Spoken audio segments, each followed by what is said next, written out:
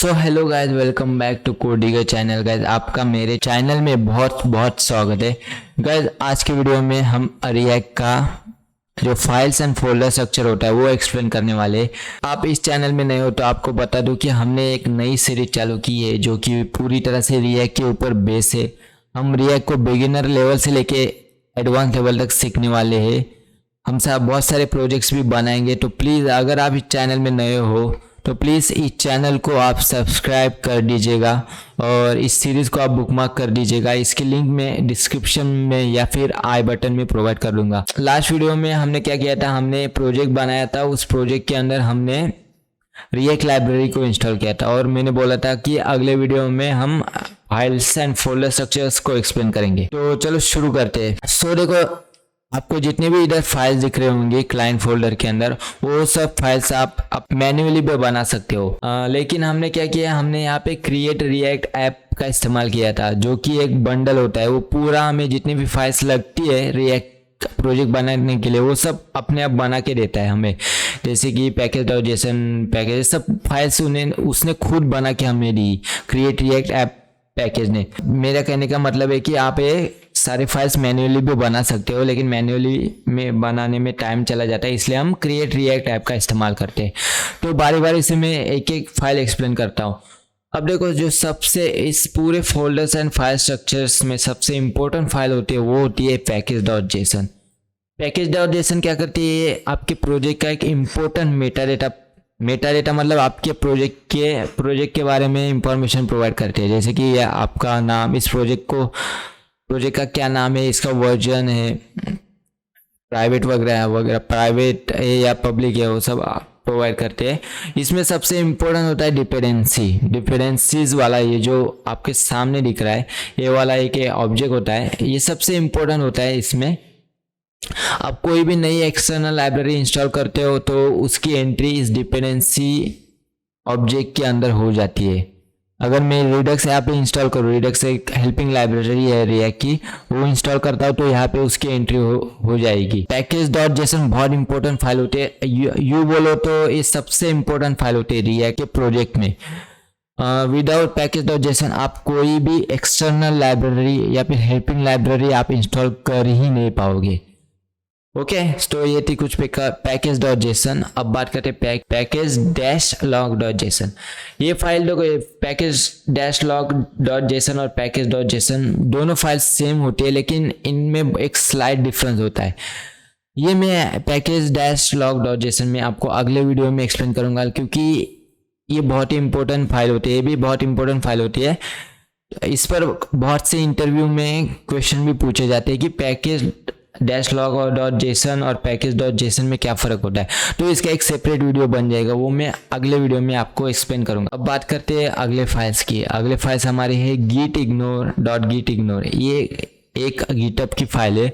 अगर आप एक डेवलपर है तो आपका डेफिनेटली गिटअप का अकाउंट होगा ही। अब देखो, आपने एक नया प्रोजेक्ट बनाया और उसका सोर्स कोड आप गिटअप पे अपलोड कर रहे हो। उस सोर्स कोड में से कुछ फाइल्स है जो आप लोगों को नहीं दिखाना चाहते हो, तो आप क्या करोगे, वो सीधा आप gitignore में डाल दोगे। तो गिटअप पे क्या होता है, वो गिटअप का इंजन है, वो gitignore में आता है और वो देखता है कि कौन कौन सी फाइल्स को नहीं दिखानी है। जैसे कि अगर ये नोड मॉड्यूल्स इधर इन्होंने डाला हुआ है तो ये नोड मॉड्यूल्स यहाँ पे इस गिटअप पे नहीं दिखेगा इधर। और अगर मैं पब्लिक फोल्डर डालूँ तो यहाँ पे पब्लिक फोल्डर नहीं दिखेगा, और इससे वैसे क्लाइंट फोल्डर डालूँ तो क्लाइंट फोल्डर नहीं दिखेगा गिटअप पे। तो ये स्पेशली गिटअप की फाइल होती है। गिटअप डेवलपर्स जो होते हैं गिटअप पे सोर्स कोड अपना अपलोड करते हैं, उनके लिए होती है। तो ऑलराइट, ये थी .gitignore। अब बात करते हैं रीडमी। और readme.amd ये भी एक गिटअप की फाइल है। ये जो आप सोर्स कोड गिटअप पे अपलोड करते हो उसका आप यहाँ पे उस सोर्स कोड के बारे में इंफॉर्मेशन प्रोवाइड कर सकते हो। जैसे कि इन्होंने बहुत सारी इंफॉर्मेशन दी है। ये इस readme.md के अंदर जो भी आप लिखोगे वो सब आपको इस देखो इधर नीचे दिखेगा, मतलब आपके सोर्स कोड के बारे में इंफॉर्मेशन आपको यहाँ पे दिखेगी। अब बात करते हैं नोड मॉड्यूल्स। जब भी कोई आप एक एक्सटर्नल हेल्पिंग लाइब्रेरी आपके प्रोजेक्ट के अंदर इंस्टॉल करते हो तो उस सबसे पहले क्या होता है, वो पैकेज.json में ऑब्जेक्ट डिपेंडेंसीज ऑब्जेक्ट के अंदर उसकी एंट्री हो जाती है।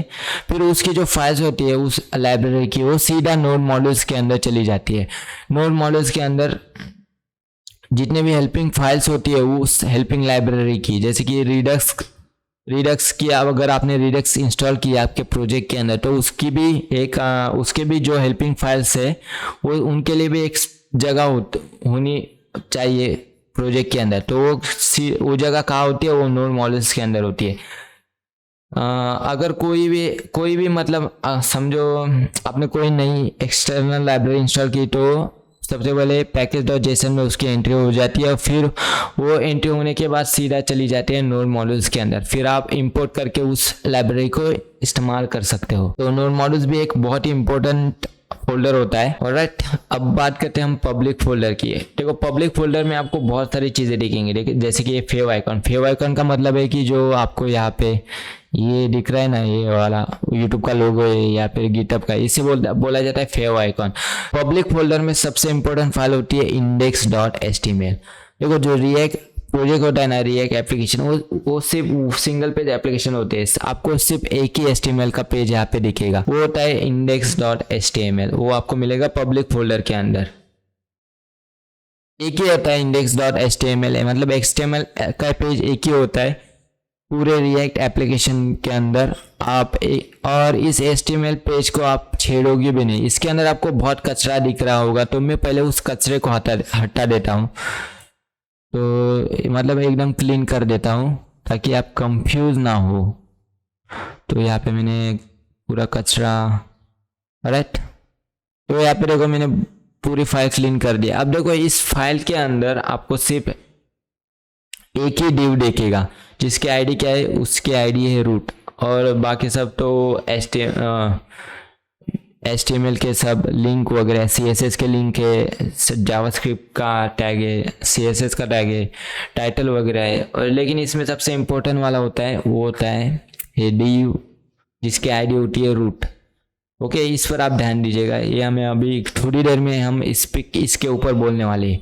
तो यहाँ पे हमारे पास क्या है, यहाँ पे index.html है, उसके अंदर एक div इन्होंने बना के दिया हुआ है जिसकी आईडी है रूट।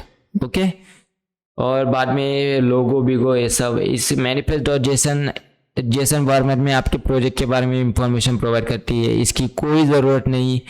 robot.txt ये भी एक कचरा फाइल होती है, इसकी भी कोई ज़रूरत नहीं। तो आप इसको सिंपली डिलीट कर सकते हो। मूव टू रिसाइकल बिन, इसको भी मैं manifest.json को भी डिलीट कर देता हूँ। इसकी भी एज ए बिगिनर आपको ज़रूरत नहीं।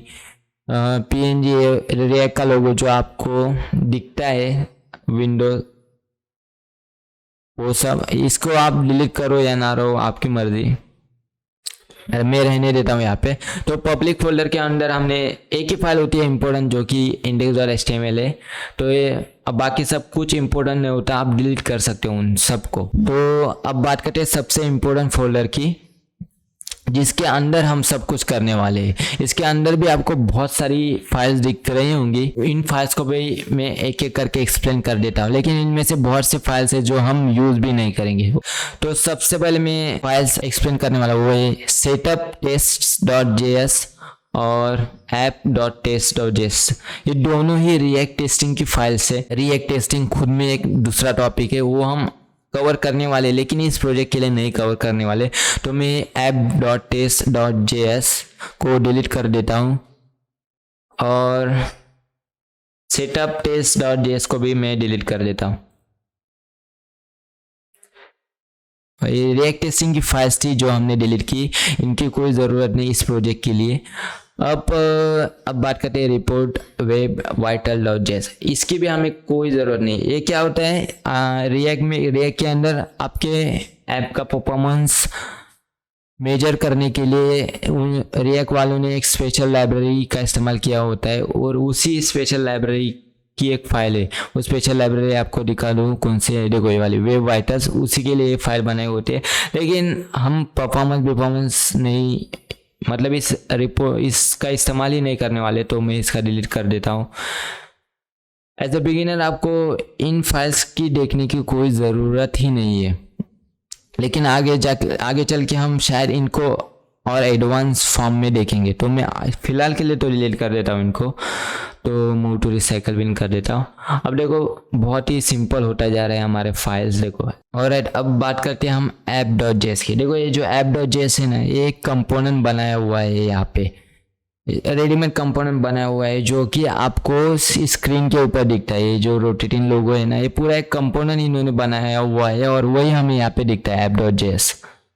ऑलराइट, और इसी कंपोनेंट की CSS, मतलब इस कंपोनेंट की CSS है वो इस app.css फाइल के अंदर आपको मिलेगी। तो ये एक कंपोनेंट वाला हम आगे एक्सप्लेन करने वाले हैं आगे आने वाले वीडियो में। तो फिलहाल के लिए मैं आप ये समझ ले कि एक इन्होंने यहाँ पे app.js नाम का एक कंपोनेंट बनाया हुआ है और इस app.css में उस कंपोनेंट की स्टाइल यहाँ पे लिखी हुई है। ओके, और अब बात करते हैं ये लोगो। तो आपको पता है ये लोगो कुछ नहीं है, इसको आप डिलीट कर सकते हो, इसकी कोई ज़रूरत नहीं है, आपकी मर्ज़ी, आप डिलीट करो या ना करो, आपकी मर्ज़ी। अब बात करते हैं index.js। ये सबसे इम्पोर्टेंट फाइल होती है सोर्स फोल्डर के अंदर। और इधर index.js के अंदर आपको बहुत सारी चीज़ें मिलेंगी। सबसे पहले वो रिपोर्ट वेब वाइटल्स वाला मैं यहाँ से निकाल देता हूँ, इसकी रिपोर्ट वेब वाइटल्स वाले की कोई ज़रूरत नहीं। ऑलराइट, मैंने यहाँ पे आप रिपोर्ट वेब वाइटल्स वाला निकाल दिया। तो देखो यहाँ पे इन्होंने बहुत सारी चीज़ें यहाँ पे इन्होंने इंपोर्ट की हुई है। इंपोर्ट मतलब यहाँ पे लाई हुई है, इस फाइल के अंदर लाई हुई है। इंपोर्ट का मतलब होता है कि यहाँ पे लाओ। इंपोर्ट रिएक्ट, सबसे पहले इन्होंने रिएक्ट को यहाँ पे इंपोर्ट किया है। कहाँ से? रिएक्ट लाइब्रेरी से, जो कि नोड मॉड्यूल्स के अंदर होती है। इंपोर्ट रिएक्ट डॉम को इन्होंने किया हुआ है इंपोर्ट। कहाँ से? रिएक्ट डॉम डॉट क्लाइंट, जो कि फिर से नोड मॉड्यूल्स के अंदर ही होता है। इन्होंने index.css, जो कि एक ग्लोबल CSS फाइल होती है, इस ग्लोबल CSS फाइल के अंदर आपको आप ग्लोबल CSS लिख सकते हो। इस देखो किसी भी फोल्डर के अंदर 3 फाइल्स होती है, index.html, index.style.css और index.js। तो index.css वही फाइल है, इधर आपको मिलेगी index.css, वही इन्होंने index.js में इंपोर्ट की हुई है। रिएक्ट के अंदर आप डायरेक्टली इंपोर्ट कर सकते हो, लिंक टैग की ज़रूरत नहीं। और देखो जैसे इन्होंने यहाँ पे किया import ./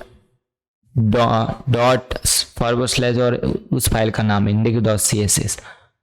और फिर इन्होंने एक इंपोर्ट जो कि ऐप बनाया था इन्होंने, मैंने बोला था कि app.js को एक ऐप है, वो भी यहाँ पे इन्होंने इंपोर्ट किया है।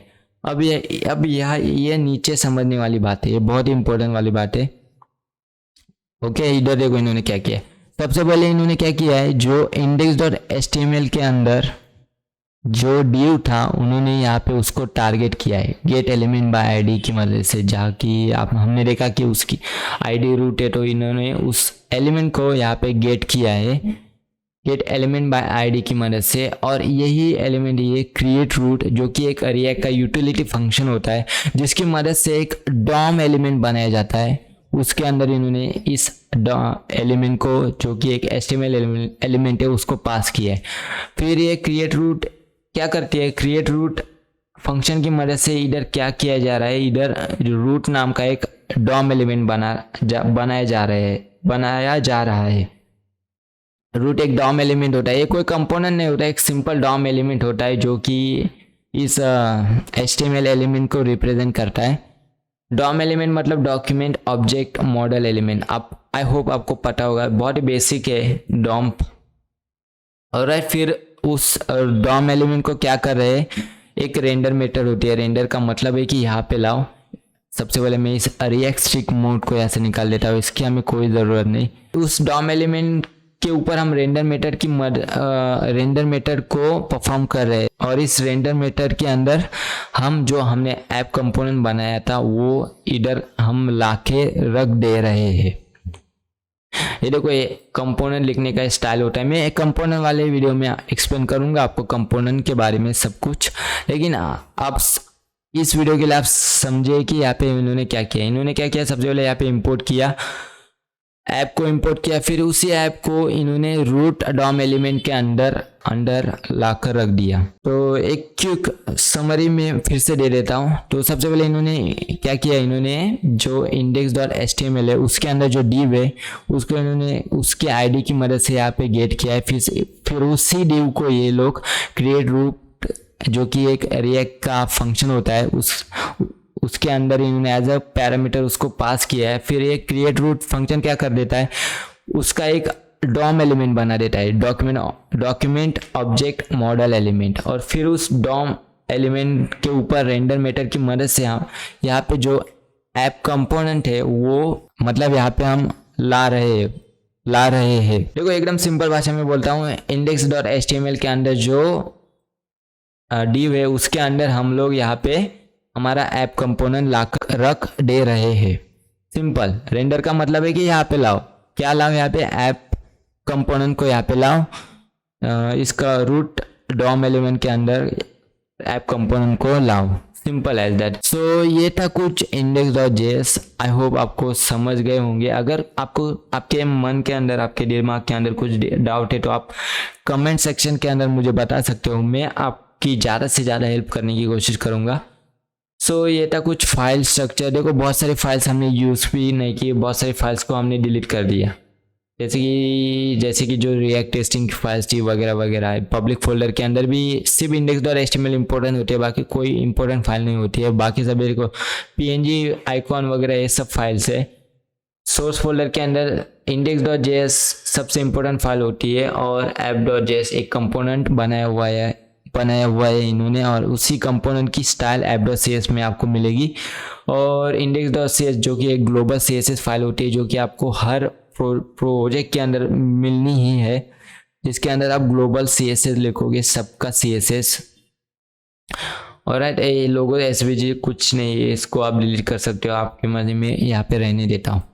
तो ये था कुछ वीडियो जहाँ पे हमने फाइल्स एंड फोल्डर स्ट्रक्चर्स को यहाँ पे हम लोगों ने एक्सप्लेन किया।